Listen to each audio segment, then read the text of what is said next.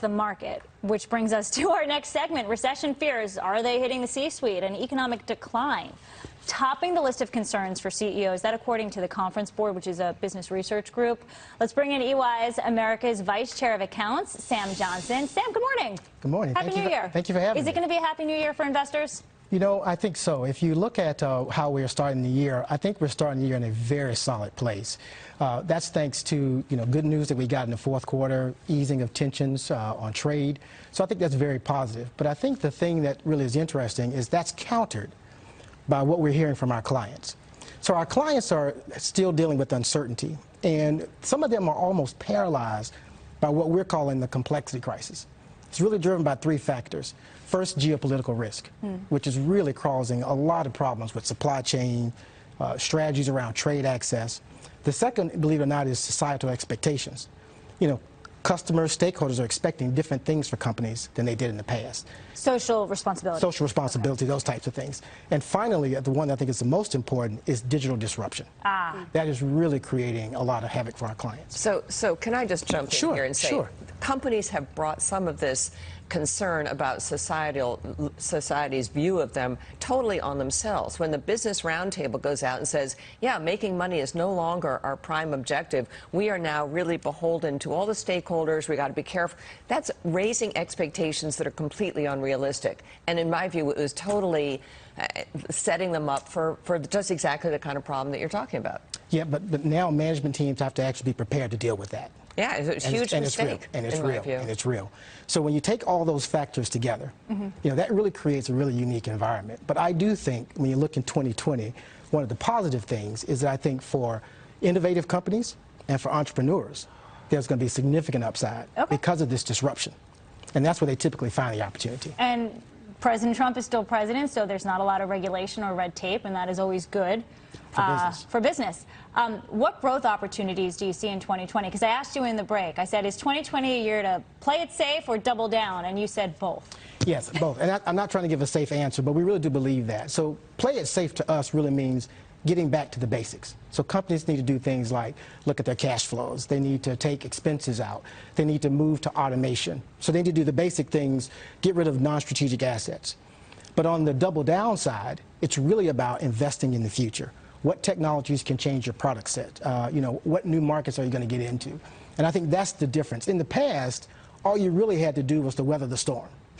But today, if you don't think about investing in the future, I think you're going to see a lot of your competitors leapfrog you as we come out of the next cycle. So I think it's actually both play it safe and double down to really be successful. I think that's interesting, Sam, and it is a safe answer, actually, but just kidding.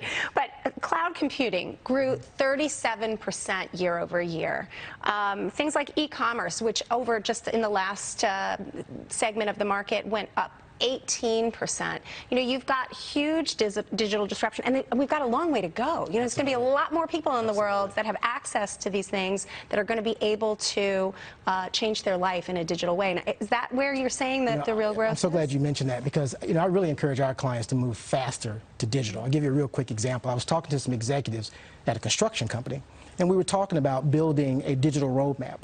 And one of the executives looked at me and said, Sam, we dig holes and we put in poles in the ground. So we don't need digital.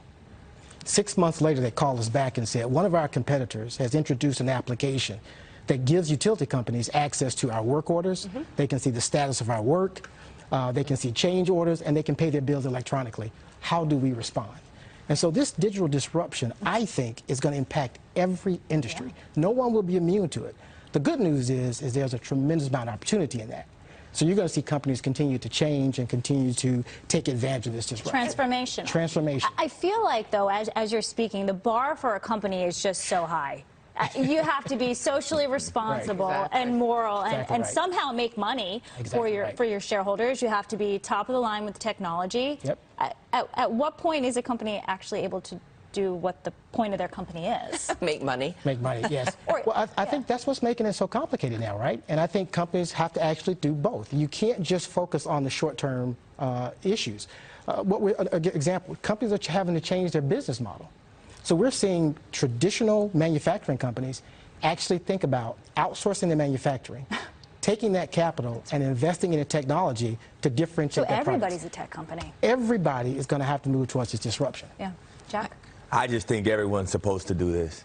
Listen, I don't want to be the guy on the panel not about just making money, but when you're living in the greatest country on earth, when there's people all around us and everywhere that we look that are suffering, I'm so happy to hear, Sam, that there's so many companies looking to make money while making an impact. We got to help each other. But Jack, creating jobs is making an impact. I agree, right? but that's the best thing you can do. It is, but you can do both. Yes. You can always do well, both. for an example, one of the things that we're doing is around investing in innovation, but more importantly, upscaling our people. Yeah.